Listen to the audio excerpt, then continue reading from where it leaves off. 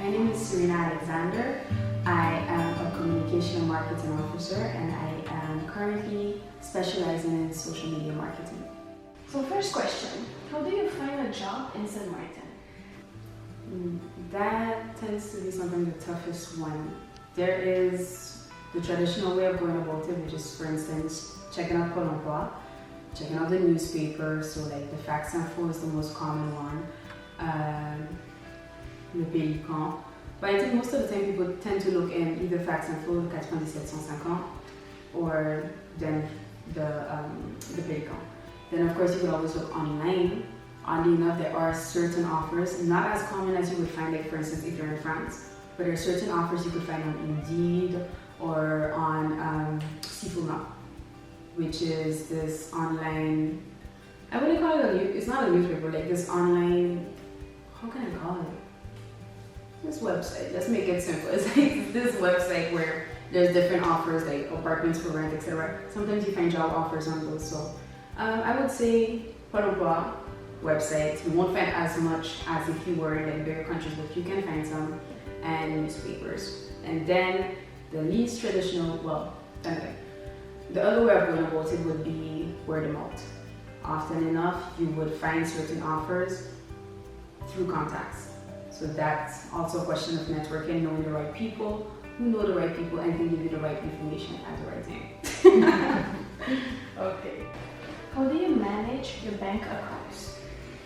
Okay, so the thing to know, I think the most important thing to know is that seeing that most of us go abroad as students, we tend to have a bank account that is in France, like siège, like the motherboard, I was going to say the motherboard like we're in a spaceship. The main company or the main bank is in France. So it's like, even if you come to St. Martin, you will have like a subsidiary of that bank, but it's not the same system at all. So I don't think I could actually call out the bank's name for like defamation or whatever, but I have this bank, for instance, in France. This bank is also present in St. Martin. I won't necessarily have the same offers. I won't have the same access. The counselors in St. Martin do not have access to certain of my banking information. So whatever I need to do, sometimes if it's some procedure that I need really quickly, I need to be able to contact France. So that's something that could be really complicated in times that where you need like a fast solution. So then afterwards, you tend to have a bank in France and a bank in St. Martin. Would be for me the easiest way to go about. What was the question? Just making sure I answered that right. How do you manage your bank account? So that's part. Already having one, well, the one in France if you want to keep it. I would always say keep it, you never know. Having one in St. Martin, and after, honestly, having a savings account. But that's something I put in place since I was in France. Like you have your main account where you know your salary is going to come, where your most expenses are going to come, and you just have this saving account where you try with all your might to put money aside every month and hope that you don't touch it. How much money savings do I need before moving? I don't think that's a question that I could really put a figure on, because I think everybody's circumstances and situations are different. So for instance, when I came back, due to the circumstances at that point in time in my life, I just took my stuff and left. I had to leave, so I left a lot of stuff back in France, etc., etc. So saying that I had that preparedness would be, fictitious. That would not be true. And it all depends. Like, do you have your parents in St. Martin when you're moving back? If you do, can they shelter you? Because everybody has different relationships with their family. Can they shelter you? If so, for how long are they willing to shelter you for free? Because when you do come back, you're an adult now, so certain, even if it's your family, certain situations are going to change. How much would you want to contribute? If you come back, do you want a car? If you want a car, there's the expenses that goes with that. If you decide, okay, you don't want to move back with your parents, you're going to have to look into apartments. Especially if you're coming back right now after the whole Emirates situation. Rent and finding an apartment is the craziest thing. Like, just to find a studio is really expensive, so you got to take into account that budget for car, because we're not in France anymore, so there's not public transportation as accessible as there is, in bigger countries. And everything else is going to be way more expensive. Food. I have friends who just came back from France on vacation. That's like the main topic of conversation and debate. Price for food here is sky high. It's ridiculous. Like I went grocery shopping yesterday, so I can speak for a fact. What I got for 80 euros yesterday in Saint Martin, I could have gotten like double of that back in France. So that's another thing to take into consideration, you know. So there's transportation, there's housing that is expensive, there's food that is even more expensive. And of course, the island, it's not like back in France where you could just go, you know, apéro by your friends. You buy a little cheap wine, a little something, y'all get together.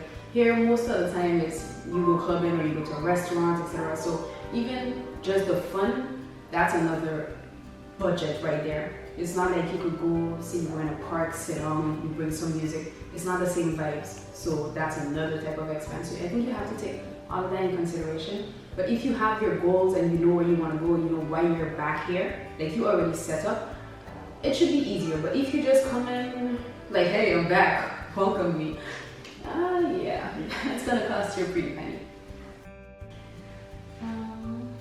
Pros and cons of moving back home. Everything I just said. Exactly. And so those would be pros and cons. It depends on you. Like if you ball in like that, you're like, jump change, like doesn't matter.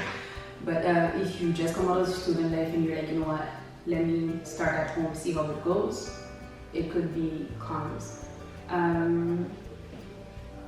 I honestly have two ways of looking at this. I would encourage people to come back because I think it's a challenge. Because when you come back home, you have this sense of, how do you say that? This sense of like you feel like people owe you stuff. Like, okay, I'm from here, so I should be able to get a job like this. Okay, I know this person, so I expect them to, you know, give me, you know, some type of access. There's a word, it'll come back to me. Whereas it's the reality of it is not necessarily going to be that, unless you really come from this background that's going to be able to give you that form of protection. But if you don't have that, you're like just this common person that was born and grew up in Saint Martin, it's going to be tough. It's like all the people you're going to expect to be there for you and push you and support you and help you. Basically the people that are like, go study, get an education, come back and change the island. These are probably most likely going to be the ones that are going to try to break you down before you even make a step. So that's something that is probably harsh to say, but it's a reality. That is a reality. So that is one of the biggest cons and pros. If you want the challenge, if you want to be like, okay, I'm gonna go, you know, get that slap, get that kick, get all of that preparation, and then once I'm done doing that and I felt like I paid my due, go to a bigger country or go elsewhere, you could do that. But if you really wanna sail, either way you look at it, if you want a challenge, come back home.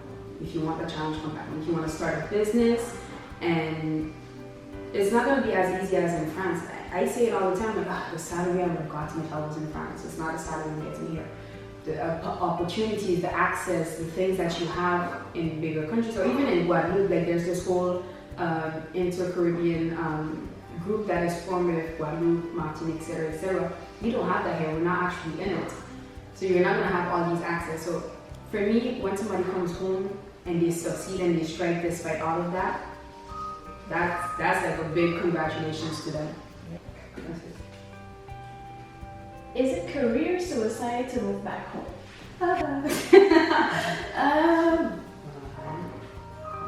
Everything's a matter of perspective and personality. That comes back to my last answer. If you have that mentality where you're a go-getter, where you push forth, I think it could actually be a career push in a sense. Because I've seen some people who came back home and just changed their whole path, their whole way of going about things, and actually started a business and really doing good for themselves. Like some people have this good acquaintance of mine. He started off, flipping burgers in France, and he's like, okay, what am I doing with my life? He's like, you know what, let me come back home. And now this guy is like all over the place. He travels all the time doing what he loves, And he came back here, so he got his start. I could say, if I made here, I have others who, were doing, little stuff, whatever. They come back here and they have really successful businesses. But there are also others who leave and then come here and then it doesn't necessarily work out the way they planned. Or maybe it's also the sense of always wanting to be in control. Because when you think about it, these are people that weren't necessarily trying to be in control of their whole situation. So, is it career suicide? I guess it's whatever you decide. Ooh, that rhymes, but but on a real, I think it's whatever you decide.